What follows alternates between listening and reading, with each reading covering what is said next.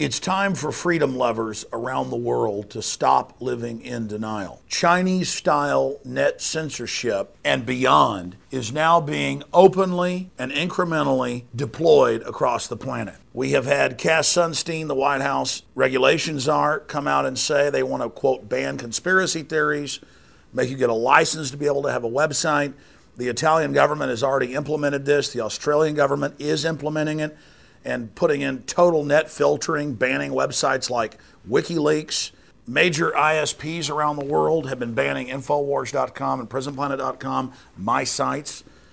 It's incredible. And the public isn't very savvy about the technical things that are involved here. For instance, several New Zealand publications reported, and I got hundreds of emails from people in Australia and New Zealand in the last week saying that most major ISPs were blocking getting to Infowars.com and PrisonPlanet.com. And then I got emails saying, well, wait a minute, I'm in Australia or New Zealand, I can still get it. Yes, on your ISP, but some of the biggest were blocking us. And there are public statements put out by them that indeed we were blocked. But because of public outcry, we are now not blocked. The Australian government is saying they will just add to a list whoever they want, or if anyone ever complains about a site. No judge, no jury, no due process, your site is banned. Domestic sites in Australia are being banned. They're making people now register with the government to be able to have a site that criticizes politicians. This is in the news. This is happening. 2 weeks ago, Bill Gates came out and said, I support China in their censorship. Now, China mainly uses web filtering. Even more abusive and draconian in the United States, we have the head technology officer at Microsoft and others at Davos and UN meetings agreeing with the UN and saying we want all Americans, all Brits and all Canadians to have to sign in with a net ID, preferably via a biometric. They're openly proposing that this now happen. On top of that, I happen to have the cybersecurity bill that passed the House of Representatives almost overwhelming. There were just a few votes against it, and it's moving on to the Senate.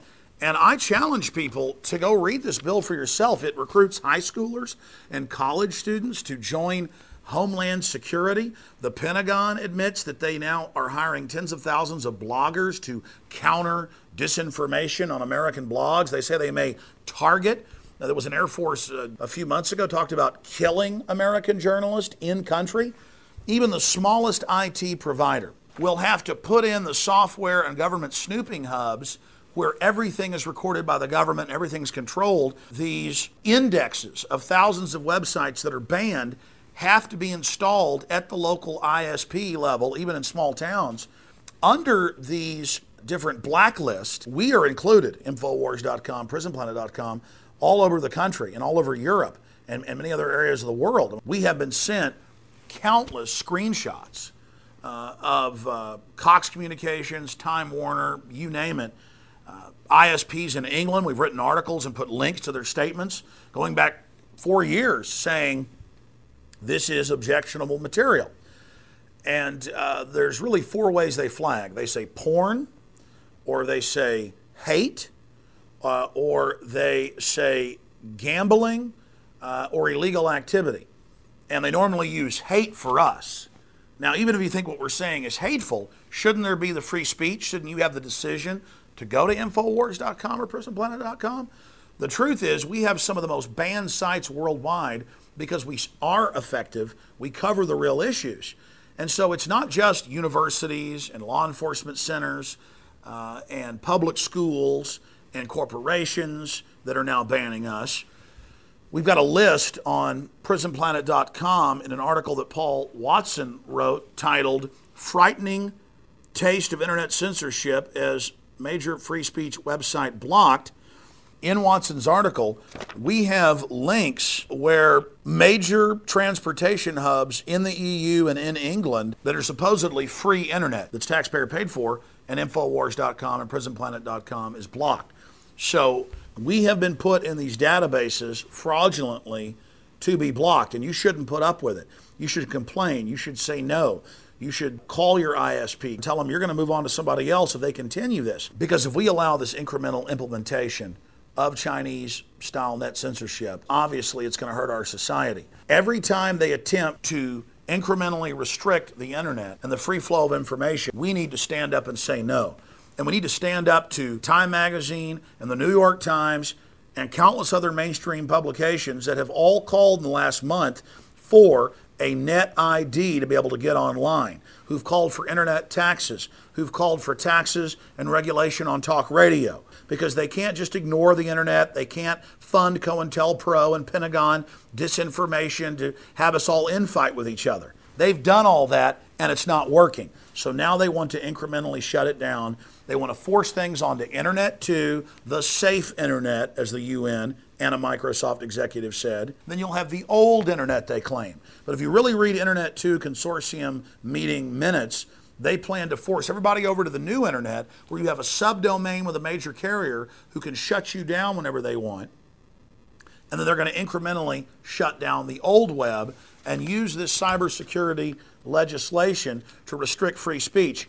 And in the words of the White House, in the words of Barack Obama, they have said a declaration of war against free speech, that they may shut the web down to save it during some staged false flag cyber attack they launch. They have said that the Pentagon is going to be in control of it. They're building the giant NSA/Pentagon fortresses all over the country and forcing all the major ISPs to wire into their grid. They've built a giant separate network outside of the original internet that they're going to force everyone onto. This is happening. IT professionals everywhere are discussing it. CNET News is exposing it. Mother Jones, back in April of last year, almost a year ago, should Obama control the internet? A new bill would give President emergency authority to halt web traffic and access private data. Time Magazine pushes draconian internet licensing plan. Death of the internet. Censorship bills in UK, Australia, US aim to block undesirable websites. One of their main targets is WikiLeaks. It's being banned everywhere because it exposes government corruption. Obama information czar calls for banning free speech. And I've got his quotes here from the paper that Cass Sunstein wrote a year and a half ago. Quote, government might ban conspiracy theorizing. That's any criticism of government. That's anything outside their tiny orthodoxy. He lists saying that man-made global warming isn't real as a bannable offense. He lists saying that a little bit of sunlight is good for you is a conspiracy theory and should be banned, when all the major studies show it's good for you. He says government might impose some kind of new tax, financial or otherwise, on those who disseminate such theories. I mean, folks, this is what they're saying. This is really happening. Police want backdoor to web users' private data without warrants. CNET News under cybersecurity. This is all going on. We are being censored right now. Do you understand? It's happening. Italy, England, Canada, the US, Australia, New Zealand are all implementing this incrementally right now. Today it's the ISPs, but the ISPs are building in partnership with the government. It says private corporate partnerships where they hack up different sectors of the web and that they will be able to police and do whatever they want, recruiting giant youth squads to serve in homeland security facilities, countering disinformation, countering lies about the government. CENTCOM admits they're doing this. Stop living in denial. This is happening. What do we do about it? You call the Senate.